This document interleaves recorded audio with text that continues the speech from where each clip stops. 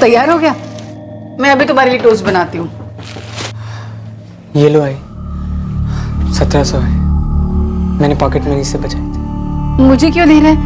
अपने पास रख, वो एग्जाम हो जाएगा ना तो दोस्तों के साथ पार्टी करने के लिए काम आ जाएंगे। नहीं आई, मुझे पता है नेहा दीदी कितनी मेहनत से पैसे कमाती है, आप दोनों कैसे घर चलाते हो। प्लीज आई, ये घर के लिए रख लो। अरे करण, हो क्या गया है तुझे? कुछ नहीं है, मुझे लेट हो रहा है। आई। बाय क्या? अरे नाश्ता तो करके जा, तब तक टीवी देख लेना, नहीं तो वो कंप्यूटर पे क्या करता है बातें वो कर लेना। हाँ करण, नाश्ता तो करके जा।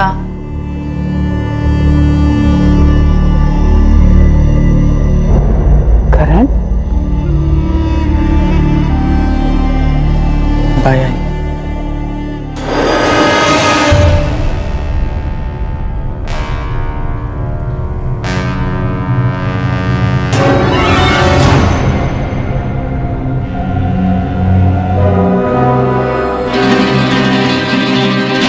दर्द और मायूसी की अदृश्य चादर में लिपटा 18 वर्षीय करण माने जब कॉलेज के लिए निकला, तब उसकी मां को हल्का सा एहसास तो हुआ था कि कुछ अटपटा सा है, खासकर तब जब उसने अपनी जेब खर्च और उससे बचाए हुए पैसे उन्हें लौटाए थे। करण की इस हरकत में खामोश आह थी, एक संदेशा था, शायद मदद के लिए पुकार था।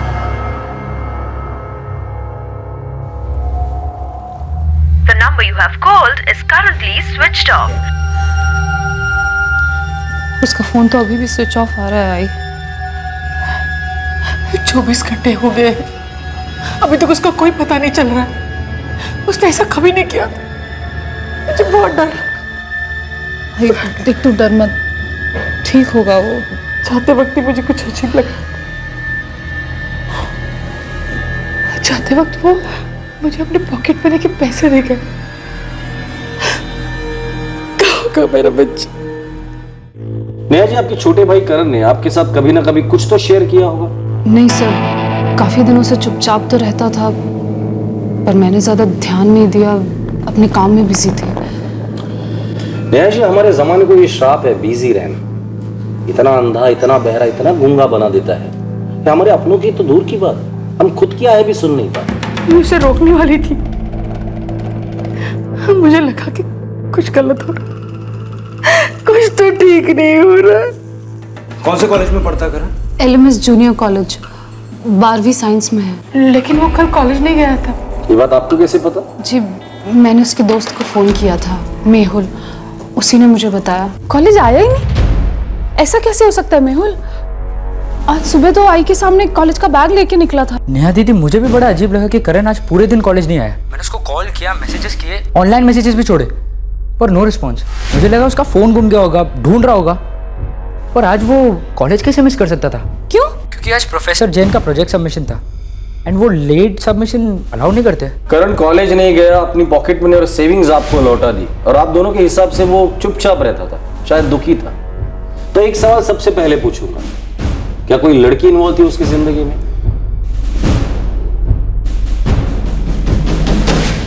मेरा भाई करण बहुत ही स्टूडियस लड़का है, वो अपना सारा दिमाग सिर्फ पढ़ाई में लगाता है। नेहा जी, हम सभी 18 के रह चुके हैं और सभी जानते कि इस उम्र में दिल दिमाग पर हावी हो जाता है और हार्मोन्स दिल पर।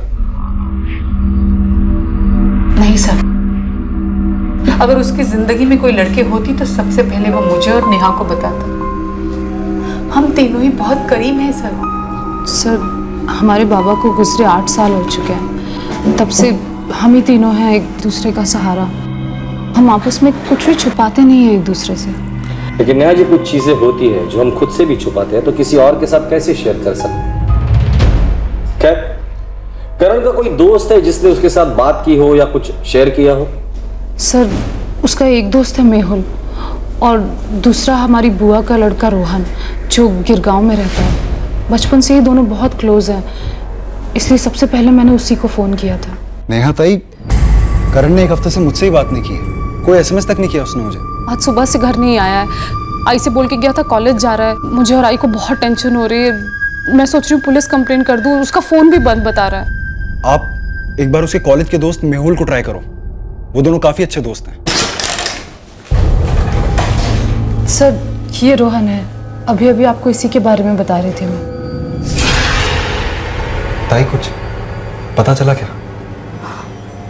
करण का पता चल जाएगा, उसकी फोटोग्राफ है हमारे पास, आप लोग उसका नंबर और बाकी की डिटेल्स भी दे दीजिए। मेरा बेटा मिल जाएगा ना? देखिए, करण को ढूंढने की हम पूरी कोशिश करेंगे। इस वक्त हमारा शक उसकी मायूसी पर है, तो तहकीकात की शुरुआत भी उसकी मायूसी से ही करेंगे। करण की खोज शुरू हो गई। जवानी के जजीरे पर नया नया दाखिल हुआ करण आखिर कहां चला गया था और क्यों? कई सवाल उसकी मां और बहन को परेशान कर रहे थे, लेकिन उनके जवाब करण के मिलने के बाद ही मिल सकते थे। लेकिन क्या करण कभी मिलने भी वाला था?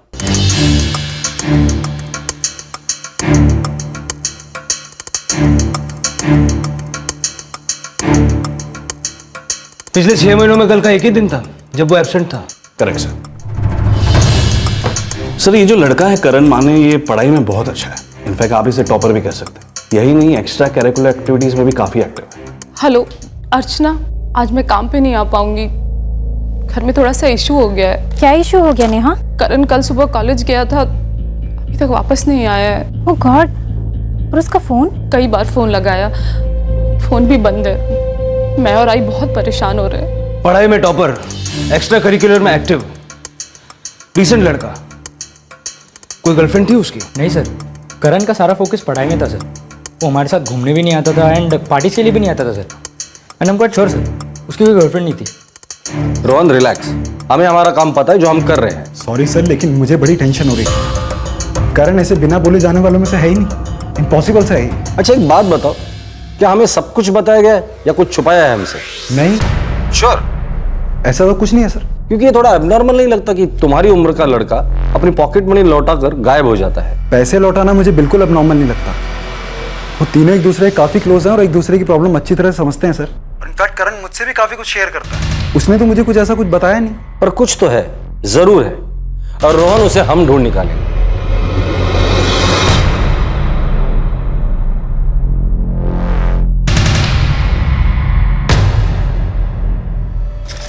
सर, करण माने के फोन रिकॉर्ड्स। कल सुबह 9:30 बजे उसने अपना फोन स्विच ऑफ किया।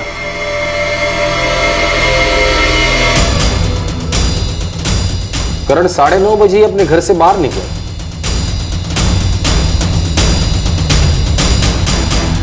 किसी नंबर पर शक?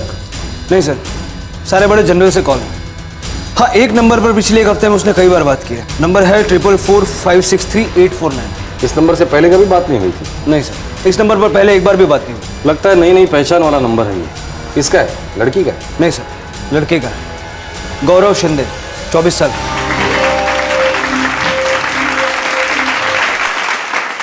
फोन करके बुला लो इसे।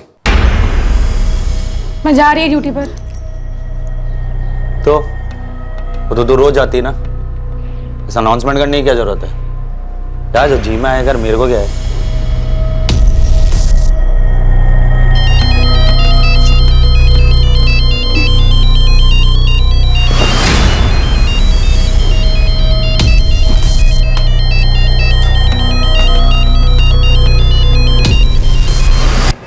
हेलो,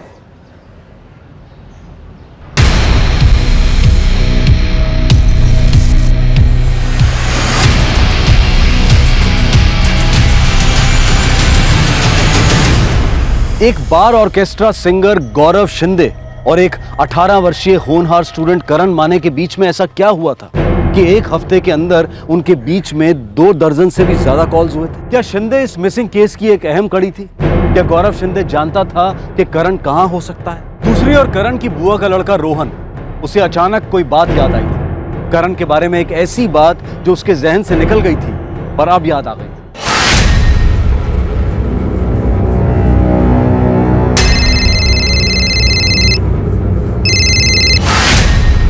हाँ बोल करण।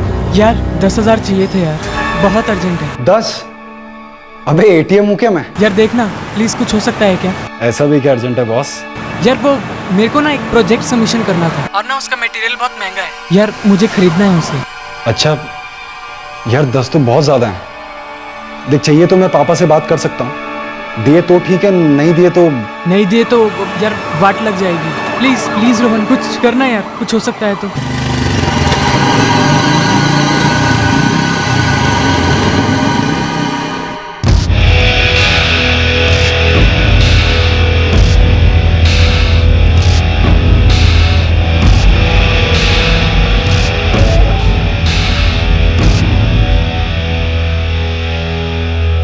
10,000 रुपए मांगे?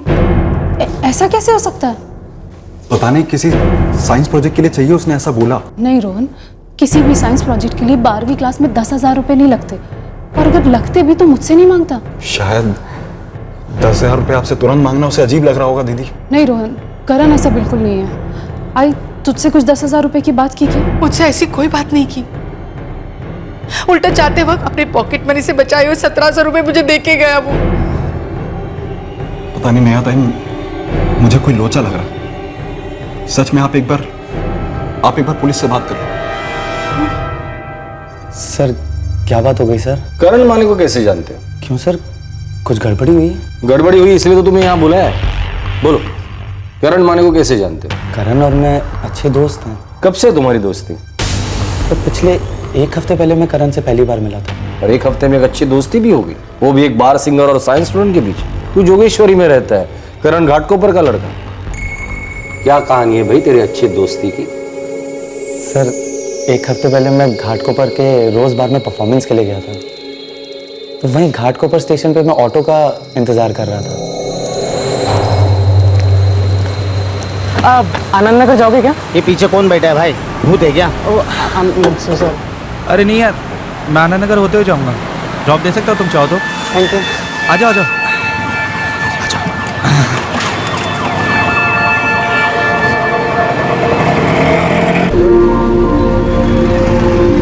आप म्यूजिशियन हैं? म्यूजिशियन हूँ, सिंगर हूँ। टू कूल यार।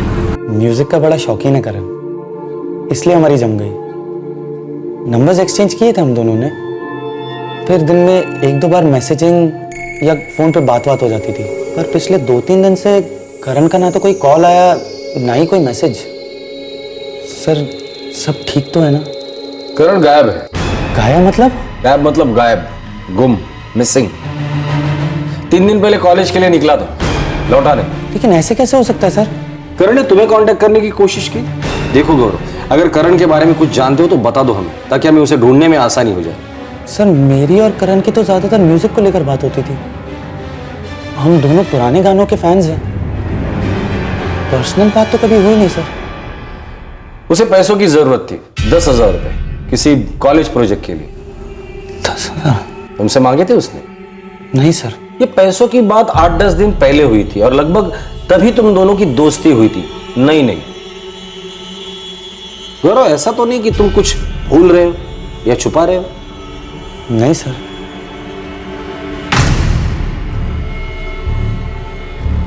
क्या लैब प्रोजेक्ट के लिए 10,000 रुपये?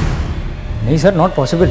हमारे कोर्स में तो ऐसा कोई भी प्रोजेक्ट नहीं था। कोई दूसरा बाहर का काम था, किसी क्लासेस का असाइनमेंट, किसी कोचिंग क्लास का? नहीं सर, करण खुद से ही पढ़ता था सर, और उसने तो कभी कोचिंग क्लासेस में कदम ही नहीं रखा। पर अगर उसे 10,000 रुपए चाहिए ही थे तो वो मुझसे ले सकता था। और उसने रोहन से मांगे, और आपको भनक भी नहीं थी। ऊपर से 1700 रुपए अपनी माँ को लौटा दिए। सर इस सब का क्या मतलब है? मुझे तो कुछ समझ में नहीं आ रहा है। मतलब तो इन्वेस्टिगेशन में पता चल ही जाएगा। और इस मतलब का ये भी मतलब है कि करण आप लोगों से कुछ छुपा रहा है। आप तीनों करीब जरूर थे, पर उतने भी नहीं।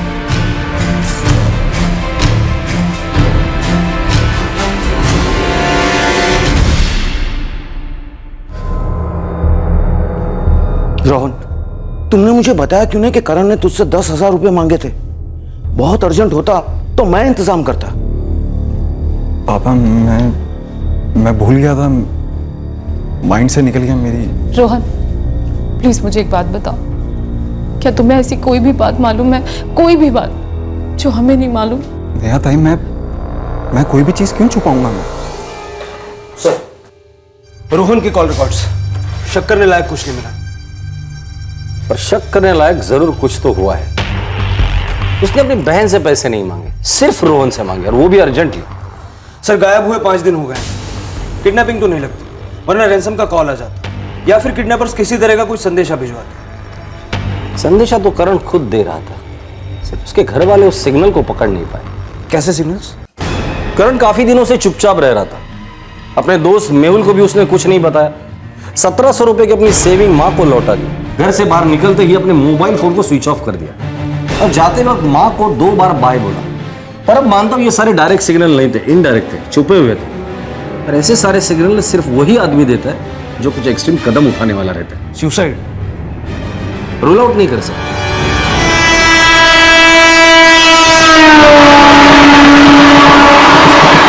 अब तक ये एक मिसिंग केस था, लेकिन धीरे धीरे इसका एक नक्शा उभर रहा था। अब ये साफ होता जा रहा था कि करण अपनी मर्जी से अपने लोगों को छोड़कर गया था, और शायद अपनी जिंदगी को भी। और दुर्भाग्यवश यही सच निकला। सर, एक लाश मिली है कल्याण रेलवे पुलिस को। हमने जो तस्वीर भेजी थी और जो डिस्क्रिप्शन भेजी थी, बॉडी उससे मेल खाती है।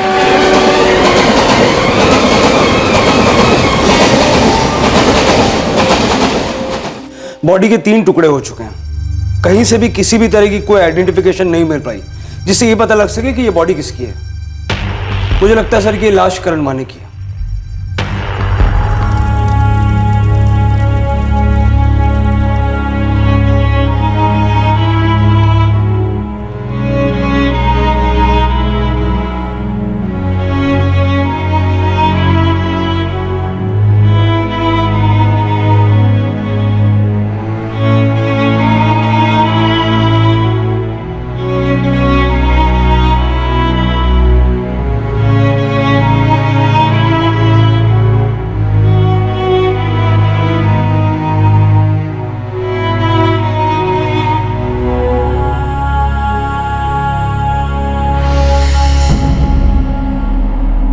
पर अब समझ में नहीं आ रहा इस करण को कौन सी चीज खाई जा रही थी। इसे पैसे किस लिए चाहिए? सर, ये लड़का अपने दोस्तों के साथ पार्टी वार्टी नहीं करता था, दिन रात पढ़ाई में लगा रहता था। समझ नहीं आ रहा इसने सुसाइड क्यों किया।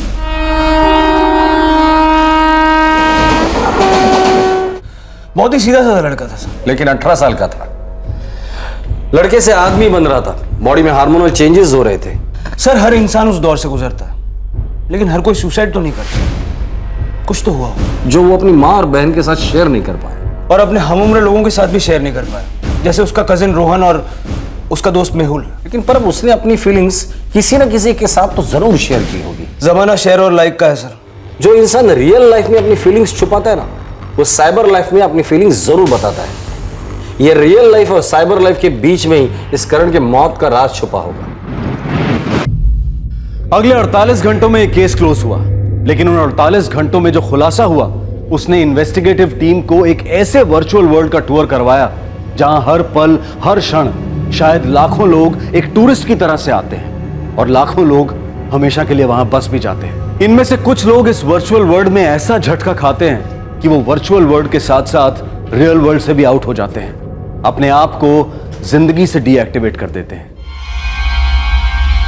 हाँ सर, करण भी फ्रेंड स्क्वायर पर एक्टिव था। हम सभी सोशल नेटवर्किंग साइट्स और चैटिंग एप्लीकेशंस पर ज़्यादा मिलते हैं और रियल लाइफ में कम। तुम्हारे फ्रेंड स्क्वायर अकाउंट से तुम करण का फ्रेंड स्क्वायर अकाउंट खोल लो।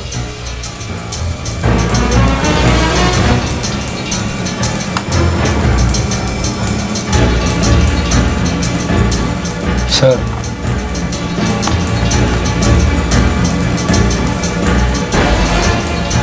बद्री। Yes sir. करण माने का मैसेज इनबॉक्स खोल सकते हो? मुझे 5 मिनट दीजिए sir. Mehul, thanks for the cooperation. जरूरत पड़ेगी तो दोबारा बुला लूंगा मैं। और हाँ, मुंबई छोड़कर कहीं जाना नहीं।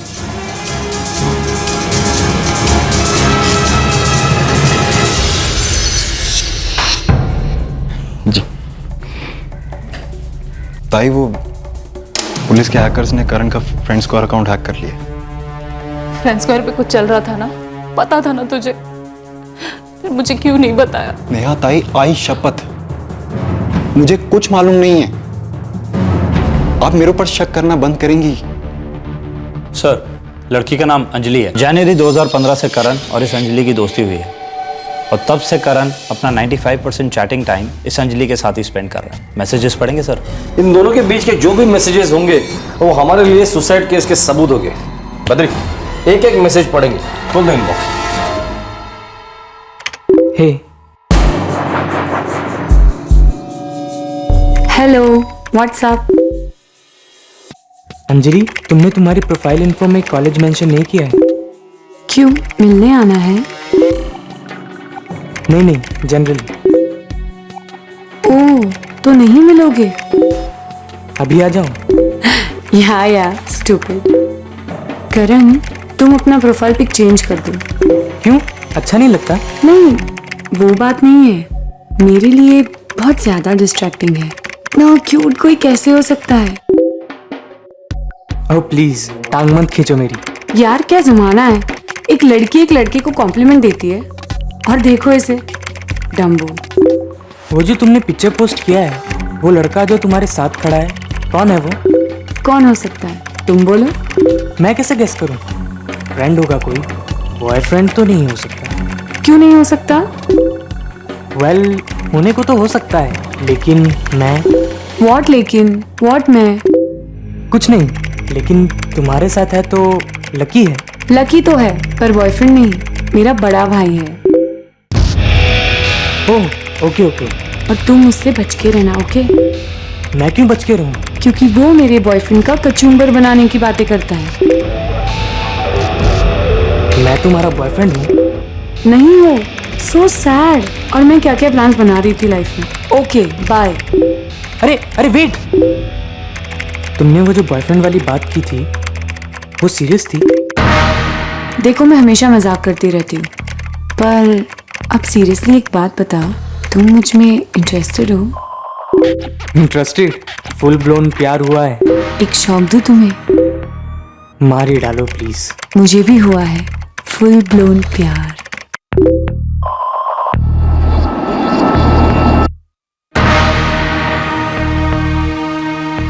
दस दिनों तक इनका इंटेंस रोमांस चला सर, और फिर बात नेक्स्ट लेवल तक पहुंच गई। करण, हम नंबर्स एक्सचेंज कर सकते हैं, पर कॉल सिर्फ मैं करूंगी जब मुझे करेक्ट लगे। तब तक no calls. Agreed? Agreed agreed. ये मेरा नंबर है, मैं तुम्हारी कॉल का वेट करूंगा। मेरा number, but never call, never. SMS कर सकते हो, but no calls. Done done.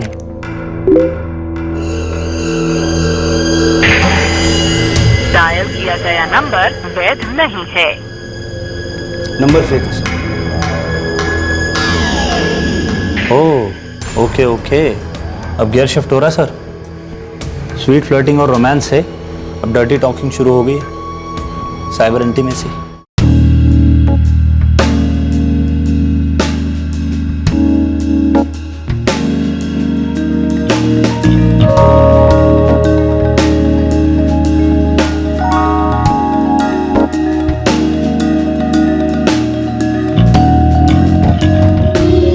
जाहिर सी बात है, ये अंजलि करण के साथ खेल रही थी और ये करण खेलना चाहता था। हाय हेलो से सीधी ऐसी बात है, वो भी इतना जल्दी? फिर प्रॉब्लम हुई सर, ये यहाँ उसका भाई बीच में आ गया, अंजलि का भाई साहब। करण आई एम सॉरी, मैंने कंप्यूटर ऑन छोड़ा था, मेरे भाई ने हमारे चैट्स पढ़ लिए। ओह गॉड, मैं अपनी जान दे दूंगी।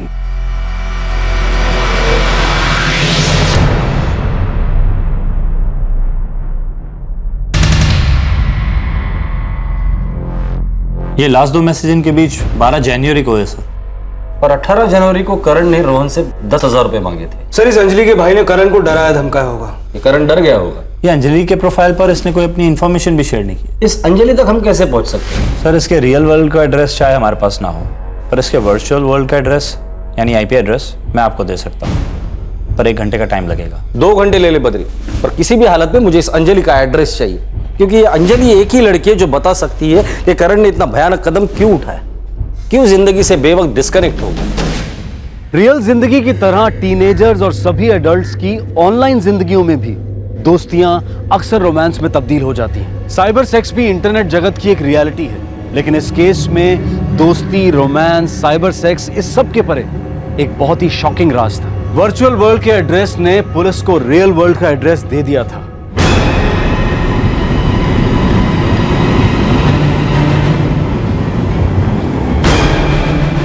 शक्ल पर इतनी मासूमियत और दिमाग में पता नहीं क्या चल रहा है। ये 10,000 रुपए भी इसी दिमाग की उपज लगती है।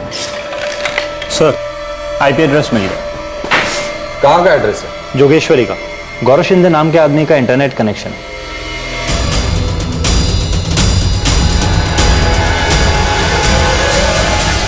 सर उस गौरव ने हमसे झूठ बोला, वो करण से वैसे नहीं मिला था जैसे उसने हमें बताया। मैं आनंद नगर होते हुए जाऊंगा, ड्रॉप दे सकता हूँ तो चाहो तो। ओके। पर हाँ, वो करण से मिला जरूर होगा। उस एक लास्ट ऑनलाइन चैट के बाद अंजलि तो आउट ऑफ पिक्चर है। अंजलि ने उसे चैट एप्लीकेशन पर एक मैसेज भी नहीं किया, एक एसएमएस तक नहीं किया, जबकि उसके पास करण का नंबर था। वो फोन कहां से करती, क्योंकि अंजलि का कोई नंबर ही नहीं है। पर अब ये मामला गहरा लगता है।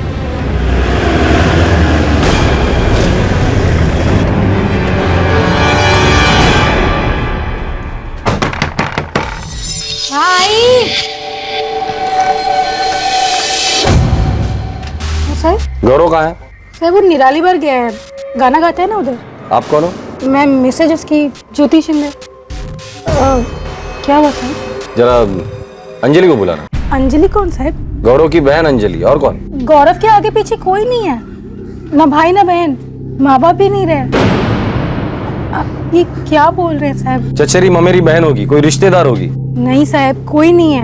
हम दोनों का रिश्ता खुद ही डामाडोल चल रहा है, हम रिश्तेदारों से क्या रिश्ता रखेंगे?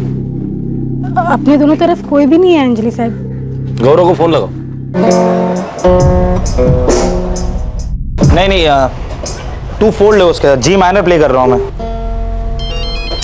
एक मिनट रुको यार।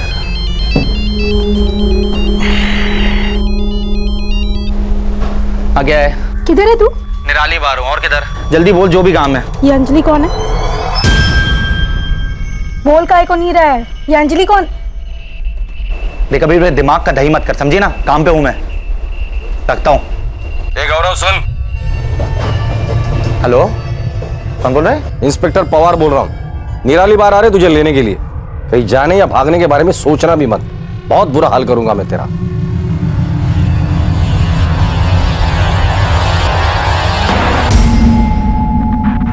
गौरव शिंदे, लोगों से सुना कि तू बहुत अच्छा गाता है, पर हमने तेरा गाना कभी सुना नहीं। गॉड गिफ्ट है तो पैसे कमा लेता है। अरे भाई, इस रूम में गॉड वॉड नहीं आता। गौरव शिंदे, तू अच्छा गाता है तो मैं अच्छा बजाता हूं। अब तेरे मुंह से मुझे एक ही गाना सुनना है, करण और अंजलि के लव स्टोरी का। लेकिन याद रखना, गाने के सारे बोल असली होने चाहिए। हर एक लाइन पिरो पिरो के गाना। एक भी लाइन गलत गाई ना तो बहुत बेसुरा आलाप सुनाऊंगा तुझे। तेरे कान के ड्रम फट जाएंगे। बोल, तू ही था ना करण को ब्लैकमेल करने वाला एडल चार्ट को लेकर? गौरव दादा मेरी बात सुनिए, प्लीज प्लीज दादा मेरी बात सुनिए। अबे क्या सुनूं बे तेरी? हाँ, सारी बातें पढ़ चुका हूं मैं। नंगा खड़ा तू मेरे सामने, समझा? गौरव दादा ऐसा कुछ नहीं है, आप गलत समझ रहे हैं। तूने मेरी बहन अंजलि के दिमाग में गंदगी भर रखी है। उसे गंदी गंदी बातें की है चैट पर, गंदी गंदी तस्वीरें भेजी है, वीडियो क्लिप भेजी है। हो दादा, लेकिन मैं उससे प्यार करता हूँ। ये प्यार है? हाँ साले ठरकी, तेरे को शर्म नहीं आती है? अडल चैट को तू प्यार कहता है? आई एम सॉरी दादा, I am really very sorry. अबे सॉरी का अचार डाल रहे, बहुत महंगी पड़ने वाली है तेरे को ये, बहुत भारी पड़ेगी ये गंदगी साले। सर मैं तो टाइम पास कर रहा था सर, मुझे लगा थोड़ा डराता हूँ, नचाता हूँ। नहीं गौरव शिंदे, ये सही लाइन नहीं गा रहा है तू। सही लाइन सही सुर में गा। करण को पैसे के लिए ब्लैकमेल तू ही कर रहा था ना? हाँ या ना? हाँ सर, मैं ही कर रहा था, लेकिन मुझे नहीं मालूम था बात यहाँ तक पहुँच जाएगी सर। मैं 10,000 कहाँ से लाऊंगा दादा? प्लीज प्लीज मुझे माफ कर दो। ए छिचोरे, तेरे को लास्ट चांस दे रहा हूं मैं प्रायश्चित करने का, और तू यहाँ पे मुझसे तोलमोल कर रहा है? हैं? 10,000 रुपए दे, नहीं तो सीधे जेल जाएगा तू। मैंने बहुत ट्राई किया है दादा, मुझे 10,000 कहीं से नहीं मिल रहे हैं। मेरी फैमिली बहुत गरीब है दादा, मेरे बाबा भी नहीं है। अबे अंजलि तुझसे भी ज्यादा गरीब है, लेकिन इज्जत बिकाऊ नहीं है उसकी, समझा? तूने उसकी इज्जत पर हाथ डाला है, कीमत तो तुझे चुकानी पड़ेगी। कल तक इंतजार कर रहा हूं तेरे 10,000 का, अगर नहीं आए ना तो तू जेल गया समझ।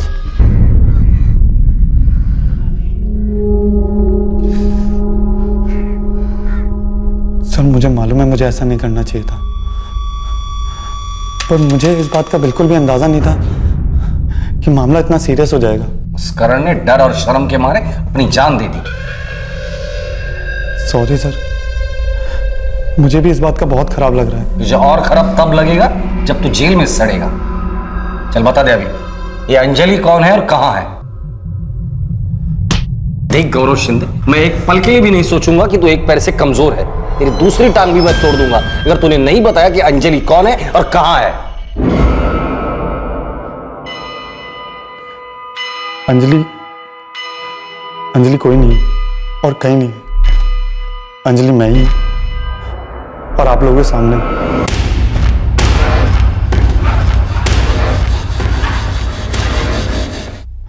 अंजलि एक फ्रेंड स्क्वायर पर फेक अकाउंट है जो मैंने बनाया था। देखो करण, नंबर्स एक्सचेंज कर सकते हैं पर कॉल सिर्फ मैं करूंगी। जब तक मुझे करेक्ट लगे तब तक नो कॉल्स। अग्रीड? सर वो जो नकली प्रोफाइल में जिस लड़की की फोटो है। कौन है वो? सर वो मैंने इंटरनेट पर से डाउनलोड की थी। सुंदर थी तो चिपका दी, और उसी लड़की को करण सच समझकर चैट करता था। रोमांस, अडल्ट चैट सब। वो इमेजिन करता था कि मैं वही लड़की। प्लीज ऐसा मत करो करण, मुझे कुछ कुछ होता है। Oh God, oh no, stop it please. तुम सच में जानना चाहते हो मैंने क्या पहना है? बहुत ज्यादा ठीक नहीं हो रहे हो। Naughty boy. इतना गंदा गेम खेला उस बेचारे लड़के के साथ। सर बेचारे तो हम भी हैं ना सर। बाहर में गाना गाने का कोई शौक नहीं और ना ही कोई ढंग की कमाई होती। पैसे कमाने का ये प्लान बनाया तूने? प्लान नहीं बनाया, वो तो कुछ और करते करते कुछ और हो गया। तो क्या कर रहा था तू? सिंगिंग करियर एकदम गोल है मेरा। सोचा था किसी टैलेंट शो में जाऊंगा, लेकिन उसके लिए भी पैसे लगते, इमेज विमेज लगती है। इसलिए मैंने अपना एक फैन पेज बनाया, फ्रेंड स्क्वायर। पर जैसे ही मैंने उस पर अपना थोबड़ा चिपकाया सर, एक लाइक नहीं मिला। एक मिला सिर्फ मेरा। फिर एक दिन यूं ही मैंने अपने प्रोफाइल फोटो की जगह एक सुंदर सी मॉरिशस की मॉडल का फोटो डाला, और देखते देखते मेरे अकाउंट को 800 लाइक्स मिले। तभी मैंने अंजलि का एक फेक प्रोफाइल बनाया, सोचा कभी काम आएगा। और रैंडमली करण ने उस पर एक फ्रेंड रिक्वेस्ट भेजी, यानी अंजलि, जिसको मैंने एक्सेप्ट की। उसके बाद तूने उसके लाइफ के साथ खेला? नहीं, इतना डीप नहीं सोचा था मैंने। मैं तो सिर्फ टाइम पास कर रहा था। फिर एक दिन ख्याल आया क्यों ना इससे 2 पैसे कमा लिए जाए। इसमें बुराई क्या है? वैसे भी मेरी बीवी मुझसे ज्यादा कमाती है। मैंने सोचा चांस लेते हैं, और तब ये अंजलि का भाई जाग गया। तेरे अंदर का अंजलि का भाई नहीं जागा था, तेरे अंदर का छिछोरा इंसान जागा। तेरे अंदर की विकृति, गंद और लालच जागी थी। उस भोले भाले लड़के को इतना डराया कि उस बेचारे ने शर्म के मारे अपनी जान दे दी। सर मुझे भी बहुत दुख है सर उस बात का, लेकिन मैं खूनी नहीं हूं सर। मैं सिर्फ थोड़े पैसे कमाना चाहता था। एक बात बोलूं? बोल। हमारी शादी के 6 महीने में मैं समझ गई थी कि अपनी नहीं पटेगी। तो फिर छोड़ देते मुझे? माँ बाबा ने बहुत प्यार से शादी की थी, तुझे छोड़ती तो उन्हें बहुत दुख लगता। पर देख ना मेरा गुड लक, तो खुद ही छूट गया मेरी जिंदगी से। सोचा नहीं था गौरव तो इतनी घटिया हरकत करेगा।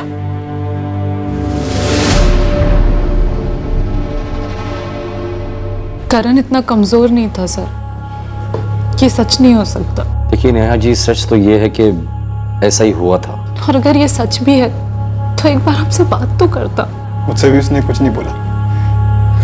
मैं और वो बचपन से एक साथ बड़े हुए हैं, सारी बातें शेयर की हमने एक दूसरे के साथ। एक बार वो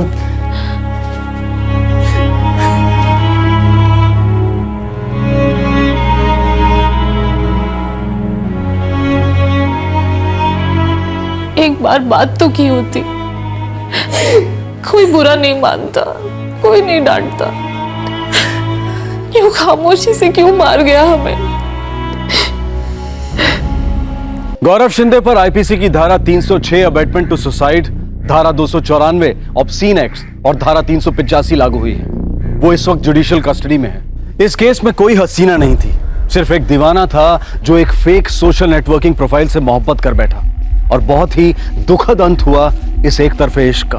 हाड़ मास की असली दुनिया में अक्सर जो लोग खामोश होते हैं, इंट्रोवर्ट होते हैं, ये वर्चुअल वर्ल्ड उन्हें एक मंच देता है अपने अकेलेपन को और अपनी फीलिंग्स को व्यक्त करने का। कुछ लोगों को यह गलतफहमी होती है कि ये एक सेफ मंच है, पर हकीकत यह है कि इस वर्चुअल दुनिया की अंधेरी अज्ञात गलियों में कई क्रिमिनल्स झूठे अकाउंट्स की आड़ में अपने विक्टिम्स के लिए घात लगाकर बैठे हैं। कभी ये लोग अपनी विकृति और अपने परवर्जन को अंजाम देने के लिए ऑनलाइन आते हैं, तो कभी दूसरों को एक वल्नरेबल पोजीशन में धकेलकर उन्हें ब्लैकमेल करते हैं, पैसे ऐंठते हैं। सोशल मीडिया यूज करने वालों को लगातार फ्रेंडशिप के सजेशंस आते हैं उनके प्रोफाइल से मैच करते हुए। इन सजेस्ट किए गए प्रोफाइल्स में से कुछ आईडीज जेन्युइन होते हैं और कुछ फेक, फर्जी अकाउंट्स। और इन फर्जी आईडीज को पहचानना नामुमकिन नहीं है, बस उसमें थोड़े सब्र और थोड़ी कॉमन सेंस यूज करने की जरूरत होती है। अगर हम किसी ऐसे फेक प्रोफाइल के हाथों फंसते हैं तो उसके लिए सोशल मीडिया को दोषी ठहराना ठीक नहीं होगा। सोशल मीडिया को जिम्मेदारी और सेफ तरीके से इस्तेमाल करने का दायित्व सबसे पहले यूजर पर है। ये बहुत ही दुखद है कि करण माने ने बदनामी के डर से इतना बड़ा गलत कदम उठाया। ऑनलाइन चैटिंग के वक्त सावधानी और फिर ब्लैकमेलिंग के दौरान समझदारी, शायद करण की जान बच सकती थी।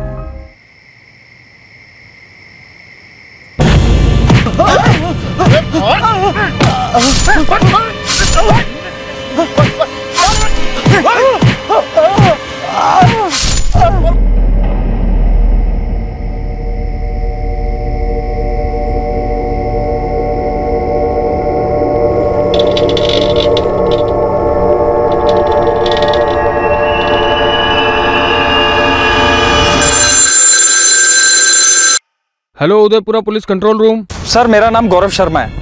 यहाँ रेहाली रोड पर सीमेंट फैक्ट्री के पास एक आदमी जख्मी हालत में पड़ा है। नाम सर महेश गोयल। हाँ महेश गोयल है सर। ठीक है, हम जल्द से जल्द पुलिस टीम और एम्बुलेंस भेज रहे हैं।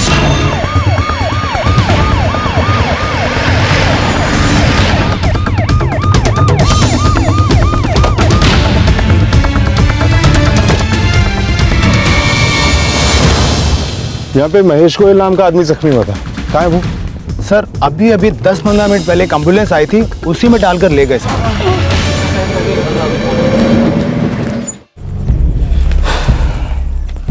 चौधरी पूरा एरिया स्कैन करो, फॉरेंसिक टीम और फोटोग्राफर्स को भी बुलवाओ। सब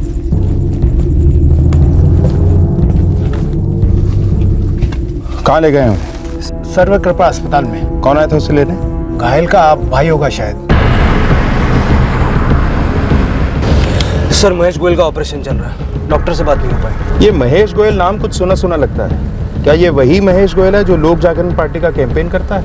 वही है सर, मैंने लोक जागरण पार्टी का स्टिकर भी देखा उसकी बाइक पर। अभी कुछ ही दिनों में स्थानीय चुनाव होने वाले हैं। लोक जागरण पार्टी का जो उम्मीदवार है विक्रम चौबे, उसके प्रचार का सारा काम यही महेश गोयल देखता है। चुनाव के वक्त में ये चाकू छुरी चलना कोई हैरत की बात नहीं है। मुझे तो अभी से इस केस में राजनीति का रंग नजर आ रहा है।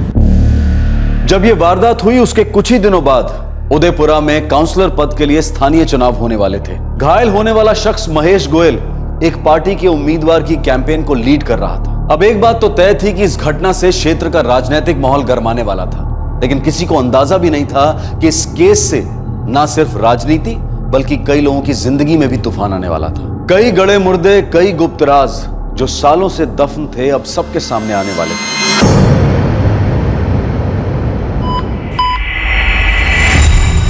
डॉक्टर साहब कह रहे थे कि भैया बहुत सीरियस है। आपको इस हादसे के बारे में कैसे पता चला? सर वो मैंने बताया था। आप कौन? गौरव शर्मा। सर जब पुलिस कंट्रोल रूम में मैंने फ़ोन किया तो महेश जी होश में थे। सर वो मैंने कमलेश जी को फ़ोन किया तो वो एम्बुलेंस लेकर आ गए। जब महेश जी होश में थे तो उन्होंने बताया कि उन पर हमला किसने किया? हाँ सर। कौन है ये चंदू? चंदू यानी चंदन गुप्ता, कस्तूरी गुप्ता का पति। वो कस्तूरी गुप्ता जो इंडियन प्रजातांत्रिक पार्टी की उम्मीदवार है और इस बार हमारे सामने चुनाव में खड़ी। विक्रम चौबे जी, आपको ये लगता है कि ये हमला पॉलिटिकल राइवलरी की वजह से हुआ? बिल्कुल लगता है। महेश जी जोरों शोरों से हमारी पार्टी के चुनाव प्रचार में लगे हुए थे और हमें लोगों का अच्छा खासा समर्थन मिल रहा था, जिसकी वजह से ये चंदन और कस्तूरी घबरा गए।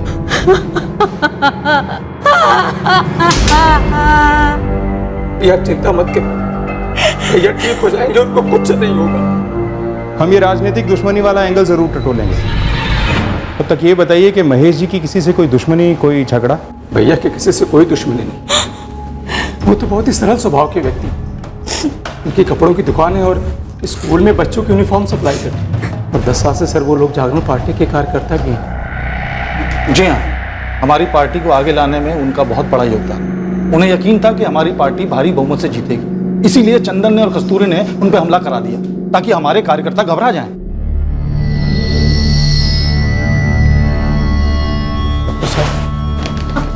भैया ठीक तो हो जाएंगे ना? देखिए खून बहुत बह चुका है, अभी तो कुछ कहना जल्दबाजी होगी। डॉक्टर हम उनसे मिल सकते हैं? फिलहाल तो वो बेहोश है और एक ऑपरेशन भी बाकी है, वक्त तो लगेगा। इंस्पेक्टर, अगर आपने चंदन गुप्ता को गिरफ्तार नहीं किया तो हमारे कार्यकर्ता चुप नहीं बैठने वाले, हम भी ईंट का जवाब पत्थर से देंगे। विक्रम जी, हम एक्शन लेंगे और बहुत जल्द मुजरिम हमारी पकड़ में होंगे, लेकिन अपने तरीके से छानबीन करके। तब तक आपसे एक विनती है कि शांति बनाए रखिए और अपने कार्यकर्ताओं से भी यही कहिए।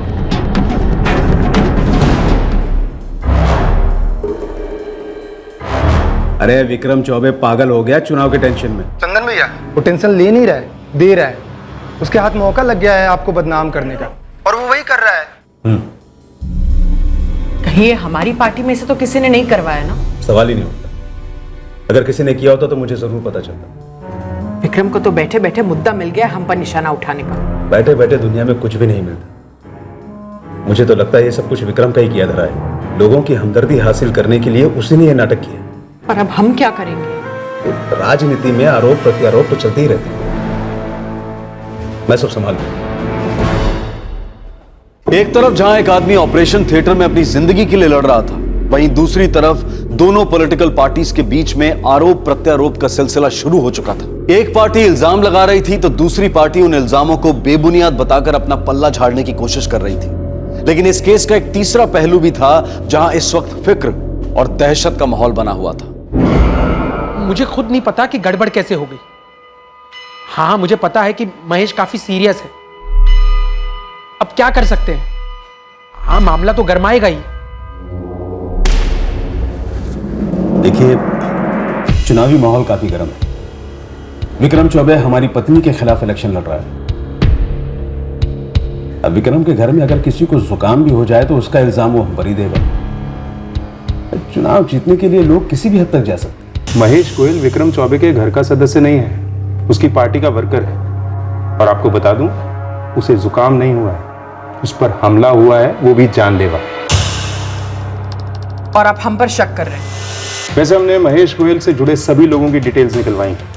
उसकी किसी से दुश्मनी हो ऐसा कुछ सामने नहीं आया है। सिर्फ एक ही कनेक्शन बन रहा है कि वो आपके खिलाफ चुनाव प्रचार कर रहा है। और जैसा कि आपने कहा है कि चुनाव जीतने के लिए लोग किसी भी हद तक जा सकते हैं। सारी हदें तो विक्रम चौबे ने पार कर दी। इंस्पेक्टर, बाहर जाकर देखिए वो किस तरह से इस मुद्दे का इस्तेमाल करके लोगों की सहानुभूति लेने की कोशिश कर रहा है। उनके कार्यकर्ता पूरी कोशिश कर रहे हैं हंगामा खड़ा करने की। ये तो हमने अपने वर्करों को रोक रखा है, वरना हमारी पार्टी की जड़ें भी बहुत गहरी हैं। हम भी ईंट का जवाब पत्थर से दे सकते हैं। बाद में हमसे मत कहिएगा कि हमने आपको आगाह नहीं किया। चेतावनी के लिए शुक्रिया। वैसे ऐसे मामलों से निपटना हम जानते हैं। आप अपनी राजनीति कीजिए, हम अपना काम करें। आप गलत दरवाजे पे दस्तक दें। उन्हीं के पार्टी के किसी अंदर के आदमी का काम। तो कहावत तो आपने सुनी होगी ना कि एक तीर से दो शिकार। मेजर अटैक, हम लोग महेश जी को नहीं बचा पाए।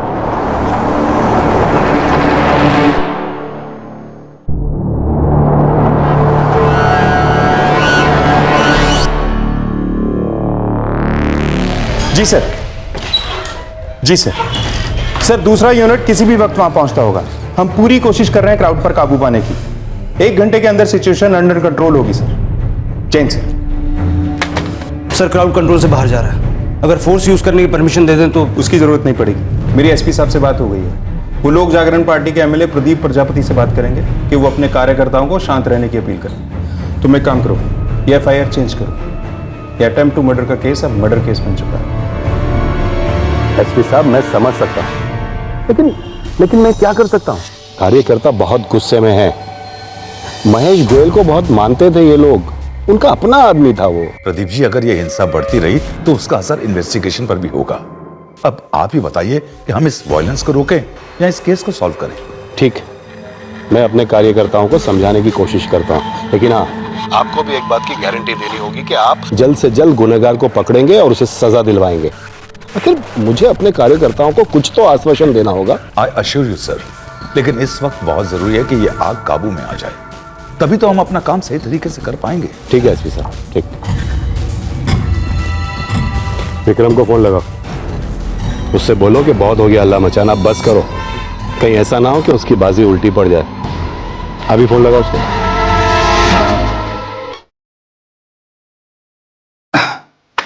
भैया, मैं पंडित जी से मुहूर्त निकलवा कर लड़के वालों से मिलाता हूँ।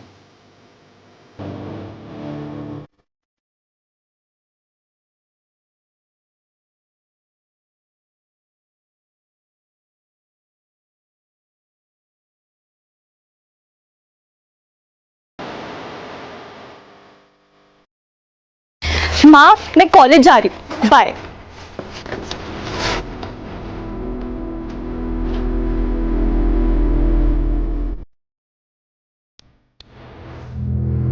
नहीं साहब, हम लोगों में से किसी ने नहीं किया है। तो फिर किसने किया?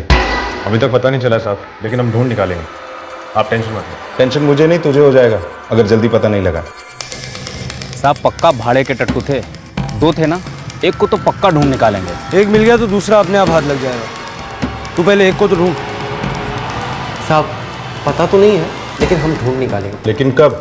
सबसे यही डायलॉग सुन रहा हूँ। महेश गोयल पॉलिटिक्स में था, पर उसे इस तरह सड़क पर रोककर मारना कोई मामूली बात नहीं साहब।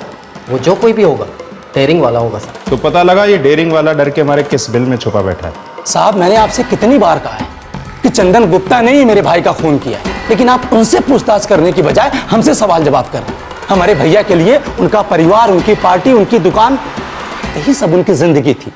साहब महेश गोयल इस एरिया में काफी फेमस था।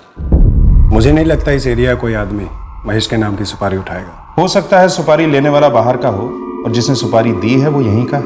मेरे पास इसकी कोई जानकारी नहीं है साहब, पर कोशिश जारी। तू अपनी बता, तूने आखिरी काम कौन सा उठाया था? 6 महीने पहले ही तो बेल हुआ है। वो दिन है और आज का दिन, तौबा कर लिया उस काम से। अब तो आप लोगों की मेहरबानी, सिर्फ दाल रोटी चल रही है साहब। दाल रोटी नहीं, बिरयानी भी मिलेगी। पहले कोई काम की खबर लेके आ।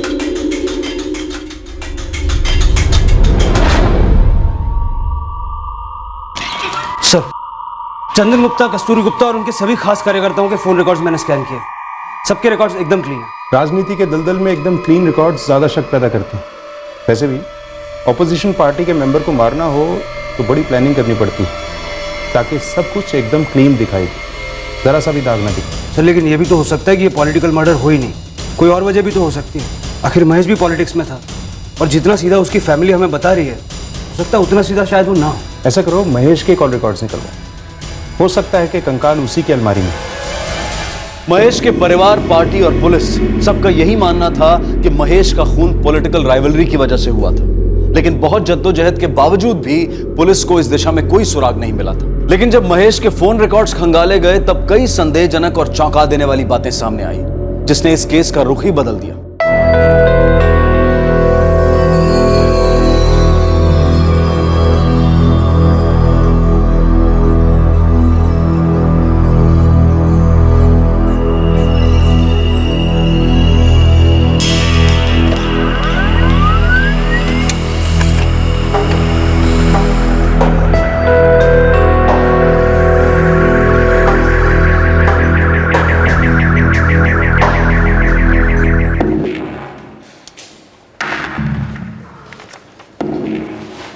तीर निशाने पे लगा है। Yes sir. महेश गोयल की 16 मार्च तक रोजाना एक नंबर से बात होती थी। 16 मार्च के बाद एक बार भी नहीं हुई, और उसके ठीक 4 दिन बाद यानी 20 मार्च को महेश पर हमला हुआ। ये 44456789 ये किसका नंबर है? किसी पूजा जायसवाल का। इस पूजा जायसवाल की हर रोज महेश से बात होती थी, फिर अचानक बातचीत होना बंद हो गई। इस पूजा जायसवाल से अपना बातचीत करना तो बनता है।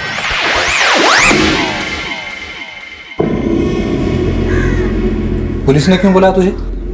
पता नहीं। और महेश गोयल को तू कैसे जानती है?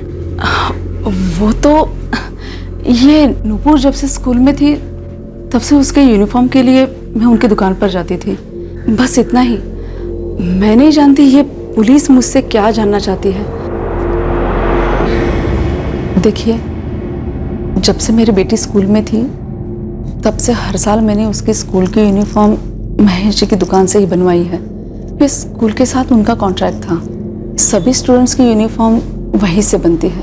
सभी जन जानते हैं महेश जी को, और मैं भी 10 साल से पहचानती हूँ। लगता है आप काफी करीब से जानती थी उन्हें। आपके फ़ोन रिकॉर्ड्स बता रहे हैं कि आप दोनों में रोज़ाना बात होती थी। अब हर रोज़ एक नई यूनिफॉर्म तो नहीं बनवाती होंगी ना आप? ये कैसी जान पहचान थी कि कभी 4, कभी 6, कभी 8, कभी कभी तो 18 कॉल्स होते थे और हर कॉल कम से कम 3 मिनट का। मैंने कहा ना, मेरी सिर्फ जान पहचान थी और कुछ नहीं था। जब कोई इस तरह से नजरें चुरा कर कहता है ना कि कुछ नहीं था, तब जरूर कुछ ना कुछ होता है। मुझे भी दुख है उनके मरने का, लेकिन मुझे नहीं मालूम उन्हें किसने मारा और क्यों। वो बहुत भले इंसान थे। तो उस भले इंसान से आपने अचानक बात करना बंद क्यों कर दिया? और वो भी उनकी मौत के 4 दिन पहले। ना उन्होंने कॉल किया ना आपने। जान सकता हूं क्यों? जब तक आप जवाब नहीं देंगी मेरे सवाल चलते रहेंगे। मेरा उनके साथ रिश्ता था, बहुत ही करीबी रिश्ता।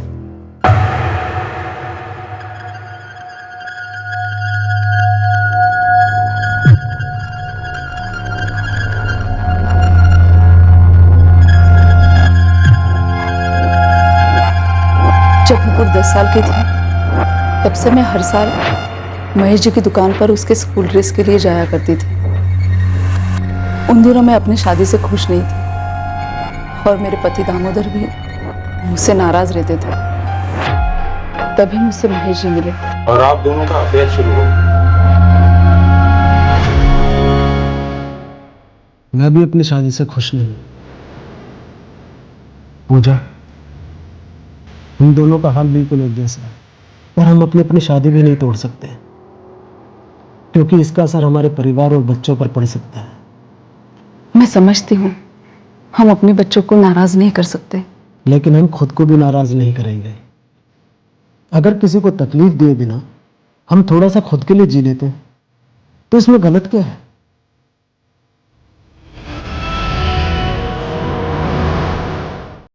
हमारे रिश्ते में कोई बंधन नहीं था। हमें तो बस एक दूसरे का साथ अच्छा लगता था और हम एक दूसरे से अपने मन की बातें शेयर किया करते थे। फिर ये शेयरिंग अचानक 16 मार्च के बाद बंद कैसे हो गई? किसके घर पता चल गया था, आपके या महेश के?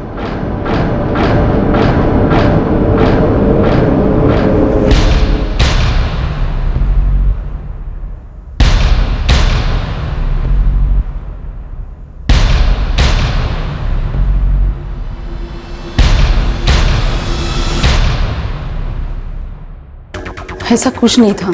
तो फिर क्यों 16 मार्च के बाद आप लोगों के बीच बात नहीं हुई? क्योंकि 16 मार्च को मैं अपने पति और बेटी के साथ में गांव जा रही थी और उसी दिन मैंने उन्हें फोन किया था। हम लोग आज निकल रहे हैं, 4 दिन बाद ही लौटेंगे। भगवान करे नुपुर को ये लड़का पसंद आ जाए और ये रिश्ता तय हो जाए। देखना सब अच्छा होगा। अच्छा ही होगा। अगर ये 4 दिन आप मुझे फोन ना करें, मैं बात नहीं कर पाऊंगी। कुछ कहने की जरूरत नहीं है। अरे मैं भी एक बेटी का बाप, सब समझता हूँ। हाँ, और तुम वापस आने के बाद मुझे खुशखबरी जरूर सुनाना नुपुर की शादी की। जी।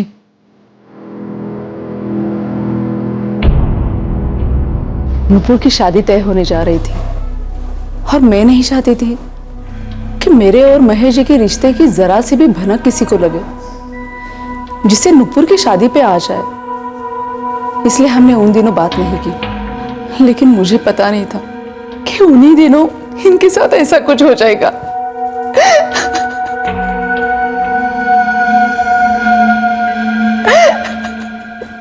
इनका 10 साल से अफेयर चल रहा था,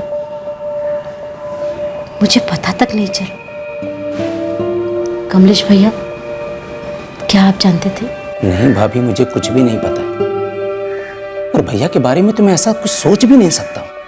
पता नहीं क्या क्या छुपाया होगा हमसे और आगे क्या क्या आने वाला है। मैं जानता था वो मेरे साथ खुश नहीं थी।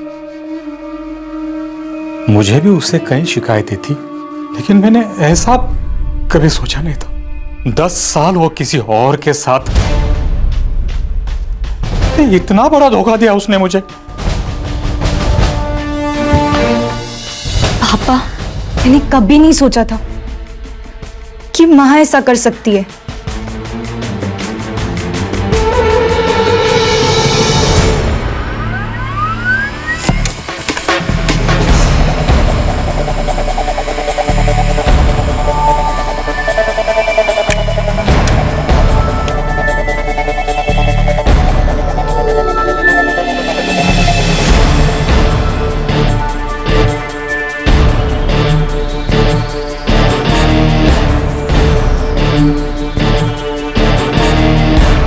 सर, पूजा और उसके पति दामोदर के फोन रिकॉर्ड्स चेक किए। महेश गोयल की पत्नी शांति गोयल और कमलेश गोयल के रिकॉर्ड्स भी देखे। कुछ भी सस्पिशियस नहीं मिला। लगता है इन दोनों की फैमिलीज को इन दोनों के अफेयर का पता नहीं। कमाल है, 10 साल से इनका अफेयर था, रोजाना बात होती थी, फिर भी किसी को कुछ नहीं पता था। महेश के पार्टी वर्कर्स तक को नहीं पता। पार्टी की पब्लिसिटी करता था और अपने कारनामों को पार्टी और परिवार सबसे छुपा के रखा। मुझे ऐसा लगता है कि इस महेश के पीछे एक और महेश छुपा था जिसे कोई नहीं जानता। पता नहीं इस नकाब के पीछे छुपे महेश ने और क्या क्या कारनामे किए होंगे। महेश गोयल का एक नया चेहरा उभर कर सामने आया था जिससे उसके अपने भी वाकिफ नहीं थे। महेश ने बड़ी चालाकी से अपने उस चेहरे को नकाब के पीछे छुपा कर रखा था, लेकिन क्या कोई ऐसा था जो उसकी इस दूसरी शख्सियत को जानता था? साहब, इस एंगल को तो कुरेदा ही नहीं था। जब कुरेदना शुरू किया तो पूरा कुआं निकला। सीधा सीधा बोल। सीधी बात तो यह है साहब कि जो महेश था लेडीज के मामले में एकदम टेढ़ा था, एक नंबर का औरत बाज। फिर किसी को खबर कैसे नहीं हुई इस बारे में? बहुत चालू आदमी था साहब। उसका काम था स्टूडेंट लोगों का कपड़ा बनाने का। अब ज़्यादातर स्टूडेंट के कपड़े बनवाने और सिलवाने कौन आता है? उनकी माँ। ये साला महेश उन लेडीज लोगों पर लाइन मारता था। तो उसकी दुकान में काम करने वाले तो जानते होंगे ना इस बारे में? साहब, आपने बोला तो हमने खबर निकलवाई, वरना कोई दुकान में काम करने वाला इस मैटर पर क्यों बोलेगा भला? और ऊपर से जो लेडीज लोग थी वो सब शादीशुदा थी। अगर कंप्लेंट करती तो उनकी भी बदनामी होती, इसलिए वो भी चुप रहती थी। और साहब, ये पूजा जायसवाल अकेली नहीं थी, और भी बहुत रही होंगी, लेकिन कोई सामने क्यों आएगा भला? महेश की मौत की वजह कहीं यही तो नहीं? पूरा चांस है साहब।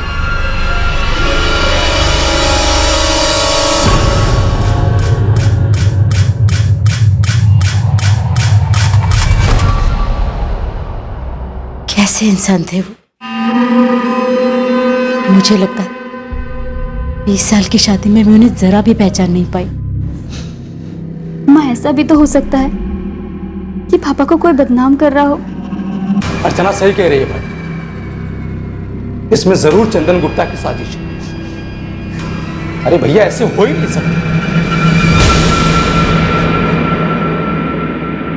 अरे विक्रम जी, पुलिस मुझसे पूछकर थोड़ी ना महेश का कैरेक्टर सर्टिफिकेट बनवा रही। वो तो जो जैसा था सामने आ गया। वैसे भी वो आप ही के पार्टी का सदस्य था, आप मुझसे ज्यादा जानते हो।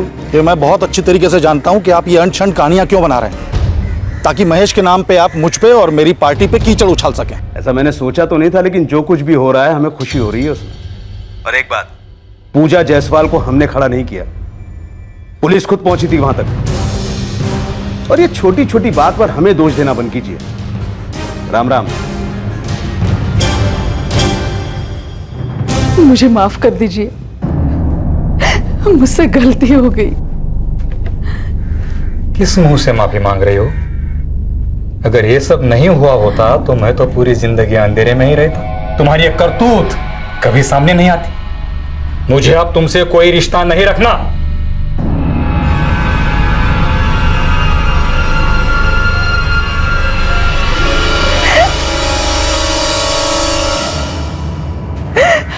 माँ, मुझे आपको देख के शर्म महसूस होती है।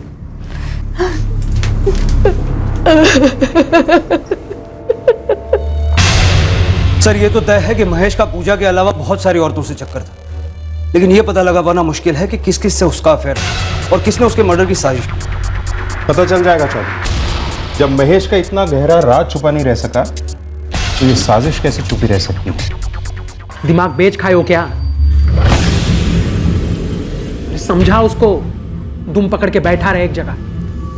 तू भी दोबारा फोन मत करना, माहौल ठीक नहीं है, समझा?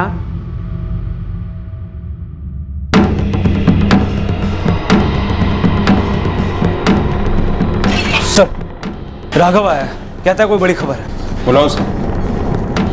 साहब, आप वो मोहन शुक्ला को जानते हैं ना? हाँ, जानता हूँ। तेरी बिरादरी वाला ही है ना, हिस्ट्री शीटर। क्या वो साहब, उसका इशू चल रहा है इन दिनों। किसके साथ? सचिन जेटली के साथ। ये सचिन जेटली कौन है? साहब, हमारी बिरादरी का ही है, हिस्ट्री शीटर। कहाँ रहता है? यहाँ का नहीं है साहब, बाहर वाला है। मोहन, ये गलत है। काम तो किया ना मैंने। तू भी जानता है तूने क्या किया। एक तो सारा काम उल्टा कर दिया। मालूम है तेरी वजह से कितना बड़ा झमेला हुआ है। हमने बात की है सेठ से, कहा कुछ टाइम रुकने का। अरे लेकिन बस। साहब, वो चाय वाला है ना, वो मेरा दोस्त है। उसके कानों में जो पड़ा उसने मुझे बताया। मोहन और सचिन के बीच पैसे की बात पे कुछ पंगा चल रहा था। पक्का सुपारी के पैसे होंगे। और साहब पिछले एक हफ्ते में हमारे यहाँ एक ही कांड हुआ है।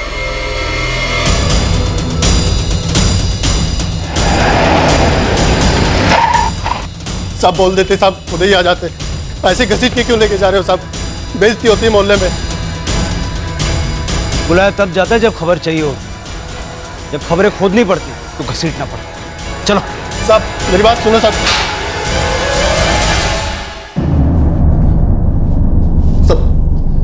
सब नहीं साहब, बोलता हूँ सब वो थोड़ा पंगा हो गया साहब। कैसा पंगा? हमें भेजा गया था लेकिन सिर्फ सबक सिखाने के लिए। किसे? महेश गोयल को? जी साहब।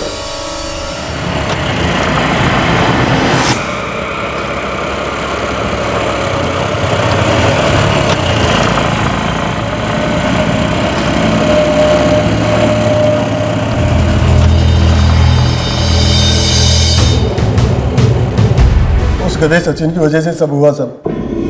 मैंने कहा था एक आध बार करना है, लेकिन वो मारता ही गया। अबे तेरा दिमाग फिर गया था क्या? कितनी बार घुसेड़ा तू? हमें पता नहीं चला यार, अब क्या गिन गिन के घुसेड़ता? अबे पागल, एक ही बार बहुत था। देखना तू, बहुत बड़ा पंगा हुआ तेरी वजह से। तो प्लान मारने का था, जान से मारने का नहीं। जी सर। किसका प्लान था? कौन मास्टर महेश को सबक सिखाना चाहता था? सेठ जी वो पैसे लेने कब आऊं? साले किस बात के पैसे? जो बोला था वो तो किया नहीं। किसने बोला था मारने को? सॉरी सेठ जी, वो गलती हो गई। वो मेरे साथ जो बंदा था ना, उसने ज्यादा ही हाथ घुमा दिया। कौन बोला था ऐसे पागल को साथ में ले जाने को? पता है वो महेश सीरियस है, शायद मर भी सकता है। अरे बाप रे, ये तो बहुत बड़ी गलती हो गई सेठ जी। ऐसी की तैसी तेरी गलती की। कुछ दिन चुपचाप बैठ और दोबारा फोन मत करना मुझे, वरना तेरी ये गलती हमारे गले का फंदा बन जाएगी। मेरा कब साहब, मैं तो दोनों तरफ से फंस गया ना साहब। एक तो सचिन सुपारी के पैसे के लिए मेरा दिमाग खा रहा था, और इधर नरेश सेठ भी मेरा पैसा नहीं दे रहा था। ये नरेश कौन है? क्या काम करता है? सब नरेश सेठ का कैटरिंग का बिजनेस है। सचिन कहाँ मिलेगा? एक एक करके सारी कड़ियां जुड़ रही थीं और यह केस सॉल्व होने की कगार पर था। हमलावरों का मकसद महेश गोयल की जान लेना नहीं था, वो सिर्फ उसे सबक सिखाना चाहते थे। इस हमले का मास्टरमाइंड था उसी इलाके में केटरिंग का बिजनेस चलाने वाला नरेश शर्मा। लेकिन नरेश शर्मा की क्या दुश्मनी थी महेश से, और वो उसे किस बात के लिए सबक सिखाना चाहता था?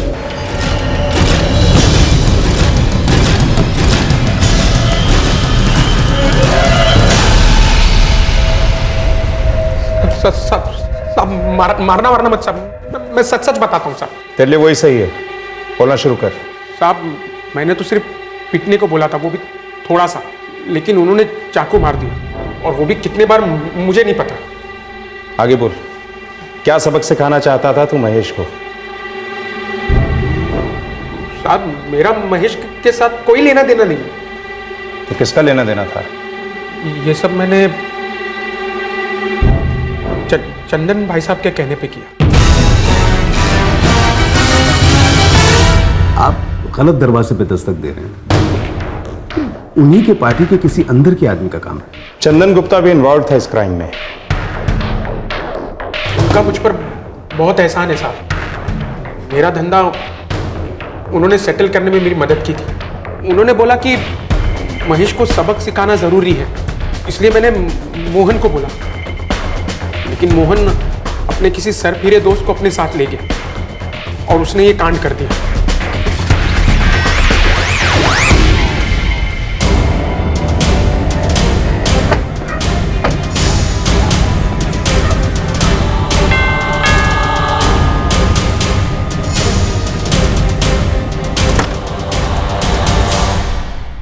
अब शायद हम सही दरवाजे पे दस्तक दे रहे हैं मिस्टर चंदन गुप्ता। बात क्या है इंस्पेक्टर? आपको इनवाइट करने आए, दावत रखी है पुलिस स्टेशन पे। केटरर भी आपकी पसंद का है, नरेश शर्मा, और आपके दोनों भाड़े के टट्टू मोहन और सचिन भी आ चुके हैं। सब आपकी राह देख रहे हैं। चलिए। महेश गोयल के मर्डर के पीछे आपका हाथ है?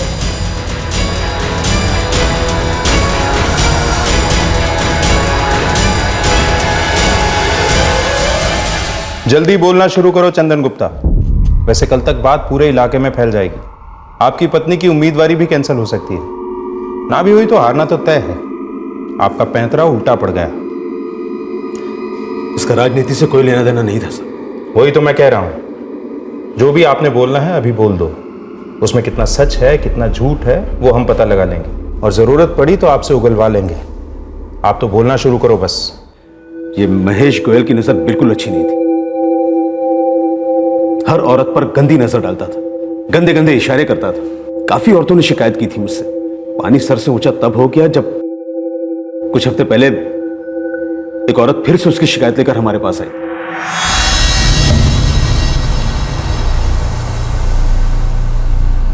कब से चल रहा है ये सब? जी पिछले 3 सालों से। वो हमेशा मुझे गंदी नजरों से देखता रहता, गंदी गंदी बातें करता है, और अब तो मैसेज भेजने लगा है। हाँ जी, कैसी हो? आजकल मेरे मैसेज के जवाब ही नहीं दे रही। इरादा क्या है? तो तुम्हारी इस खामोशी को मैं हाँ समझूं? जवाब नहीं दिया इसका मतलब समझ जाना चाहिए था आपको कि मुझे जवाब नहीं देना है। बंद कर दीजिए ये सब कुछ। नहीं तो क्या नहीं था?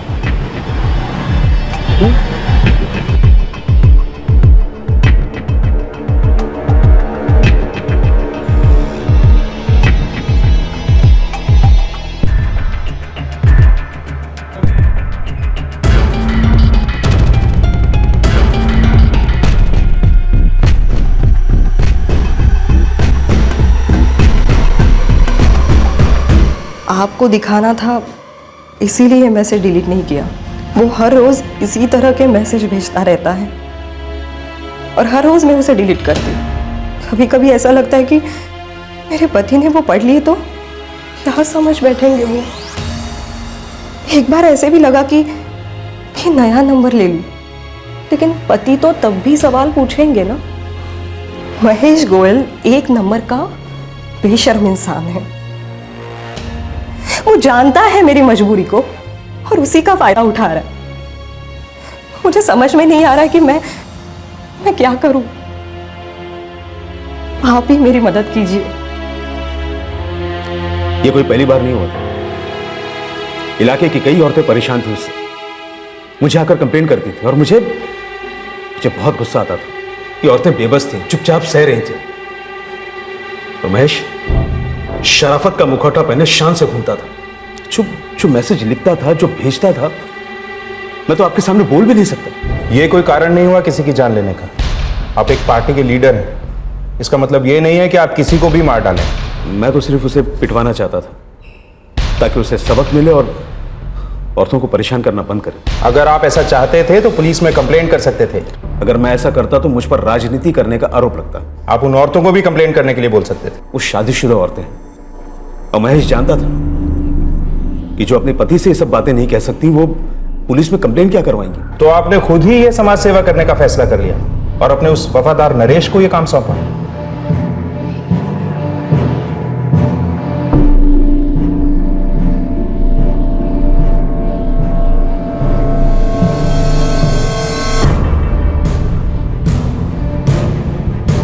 और नरेश ने मोहन शुक्ला को बुलवाया।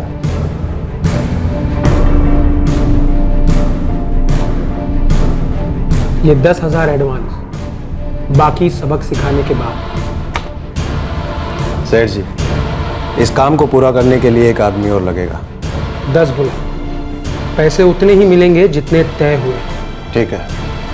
और मोहन ने बाहर से एक दूसरे हिस्ट्री शीटर को बुलाया, सचिन जेटली। दाम कम है क्योंकि जान से नहीं मारना, सिर्फ पीटना है। बॉल करेगा या नहीं? ठीक है चल। वैसे भी आजकल बहुत मंदी चल रही है यार, बता देना कब करना है। ठीक है, बोलता हूँ। और एक भाड़े के टट्टू ने हाथ ज्यादा घुमा दिया। अगर आप चाहते तो महेश के खिलाफ पुलिस केस बनता, उसे जेल भी हो सकती थी अगर आप कोशिश करते, लेकिन आप तो खुद ही फैसला करने निकले। अब आप महेश के मर्डर के जुर्म में जेल जाएंगे और साथ में जाएगा आपका वफादार नरेश। इन हिस्ट्री शीटर्स का तो अंदर बाहर चलता रहता है।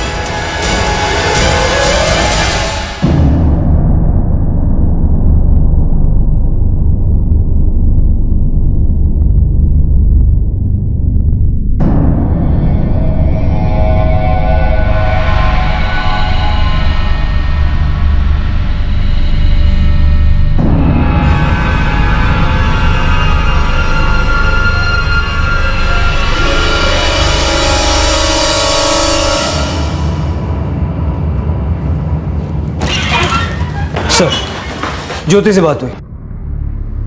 उसने माना कि महेश की हरकतों से परेशान होकर वो चंदन गुप्ता के पास मदद मांगने के लिए गई थी। कमाल है, एक जुर्म हुआ, एक पार्टी का वर्कर मारा गया जिसे राइवल पार्टी के लीडर ने मरवाया, पर वजह पॉलिटिकल नहीं थी। इरादा चाहे सबक सिखाने को हो या पीटने का, वो भी जुर्म ही है।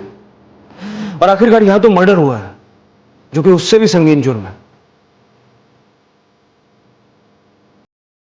प्रदीप जी, मुझे तो यकीन ही नहीं हो रहा है कि महेश इतनी गिरी हुई हरकतें कर सकता है, और हैरान इस बात पे हूं कि कभी किसी ने मुझे इस बारे में कुछ बताया ही नहीं। इस केस में जो खुलासा हुआ उसने सबको चौंका दिया। चंदन की पत्नी यकीन ही नहीं कर पाई कि उसके पति ने उसे अंधेरे में रखकर ऐसी साजिश रची जिसकी वजह से महेश की जान गई। पूजा, जिसके साथ महेश का अफेयर था, उसने कभी नहीं सोचा था कि उसका और महेश का रिश्ता इतने सालों बाद इस तरह सबके सामने आएगा और उसके बसे बसाए घर को तोड़ देगा। महेश की मौत के बाद उसके कैरेक्टर को लेकर जो बातें बाहर आईं, उन्हें एक्सेप्ट कर पाना महेश के परिवार के लिए बहुत मुश्किल था, और आज भी है। चंदन गुप्ता, नरेश शर्मा, मोहन शुक्ला और सचिन जेटली, इन चारों को आईपीसी की धारा 302 के तहत हत्या के लिए, धारा 34 के तहत कॉमन इंटेंशन के लिए और धारा 120B के तहत आपराधिक षड्यंत्र रचने के लिए बुक किया गया है। इंटेरोगेशन के बाद चारों आरोपियों को जुडिशियल कस्टडी में भेज दिया गया है, लेकिन ट्रायल शुरू होना अभी बाकी है। एक संगीन जुर्म, एक हत्या, किसी को सबक सिखाने के बेतुके जुनून का नतीजा था ये। इस केस के अंत में इस केस से जुड़े सभी लोगों को उनके साथ उनके अपनों द्वारा किए गए विश्वासघात के बारे में पता चला, जिससे उनके यकीन को गहरा धक्का लगा। क्या महेश को सबक सिखाने का यही एक तरीका था? क्या महेश गोयल की पुलिस में कंप्लेंट करके या उसकी पार्टी के किसी वरिष्ठ सदस्य से बात करके इस प्रॉब्लम का हल नहीं निकाला जा सकता था? अगर किसी ने बात करने की कोशिश की होती तो यकीनन इसका हल जरूर निकल सकता था। किसी भी तरह के हैरेसमेंट, उत्पीड़न से निपटने का यही एक प्रैक्टिकल तरीका है कि उसके खिलाफ कंप्लेंट दर्ज कराई जाए और डटकर उसका मुकाबला किया जाए। कानून को अपने हाथ में लेने से बेहतर है कि कानून के दायरे में रहकर ही समस्या का समाधान ढूंढा जाए। इसमें कोई दो राय नहीं कि महिलाओं को इस तरह के हैरेसमेंट का कदम कदम पर सामना करना पड़ता है, और ये कभी भी आसान नहीं होता। अक्सर जब महिलाएं इसके खिलाफ आवाज उठाती हैं तो उन्हें बहुत से मोर्चों पर जूझना पड़ता है। कभी समाज में बदनामी का डर रहता है, तो कभी कभार उनके अपने घर वाले भी उन्हें समझ नहीं पाते। अफसोस की बात यह है कि पीड़ा देने वाले से ज्यादा मुसीबतों का सामना पीड़ित को करना पड़ता है। लेकिन इन सभी रुकावटों के बावजूद सच नहीं बदलता, और सच्चाई यह है कि हालात कितने भी निराशाजनक क्यों ना हो जाएं, लेकिन इस समस्या का समाधान कानून के दायरे में रहकर और अपनी आवाज बुलंद करके ही मिल सकता है, ना कि चुप रहकर और जुर्म का रास्ता इख्तियार करके। जरूरत है अपने आप पर विश्वास करने की और अपने आप को तैयार करने की। आपसे फिर मुलाकात होगी क्राइम पेट्रोल सतर्क में एक और नए केस के साथ। तब तक अपना ख्याल रखें, सुरक्षित रहें और याद रखें, जीवन में जो सही है हमेशा वही कीजिए। सही वक्त, सही कदम, सतर्क रहें। जय हिंद। इस तरह के और भी एपिसोड देखने के लिए हमारे चैनल को सब्सक्राइब करें और बेल आइकन दबाना ना भूलें।